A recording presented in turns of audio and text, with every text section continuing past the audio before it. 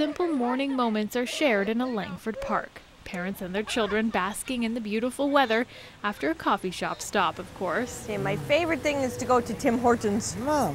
Right? And two friends, best buddies since preschool, laugh together in the summer sunshine. But a shadow looms overhead.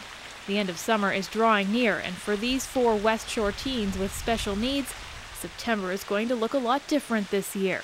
Kind of mixed emotions, if you know what I mean. Yeah. Because you miss all your friends that you went to school with. And they're about to miss a lot more, too. These teens attended a program at Belmont Secondary School where they received full support for their special needs while learning life's basic skills. But this year, they're considered too old for the program and must find care elsewhere. Good job, buddy. Deborah Downton's 19-year-old son, Shane, has Dravet syndrome and the cognitive level of a 3-year-old. Downton must now find one-to-one care for him so she and her husband can continue to work full-time. There's nothing out here in the West Shore at all for the level of care that Shane needs and others as well. Now she and other parents are scrambling to find care for their teens. They've looked at options in Victoria, but parents say the funding each teen receives from the province is not enough to cover full-time care. It's very frustrating. I mean, we've been fighting for things for Shane since he was a baby, and it doesn't stop. You know, the minute they turn 19, supports just sort of seem to disappear. With nowhere to go on the West Shore, parents are coming together to create their own day program for their teens, pooling resources and hoping to launch West Shore Inclusion Works in September. All of that money will get pooled together to pay for 3 full-time staff. It'll pay for a space, our utilities, equipment.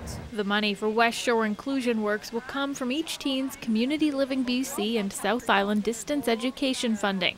The program itself is modeled after one started last year in Victoria by a group of parents caught in a similar situation. For each parent here, they see this now as their last resort. We don't want them sitting at home, and they don't want to be sitting at home. They need to continue learning and continue working on all of the skills that we can all do on a regular basis.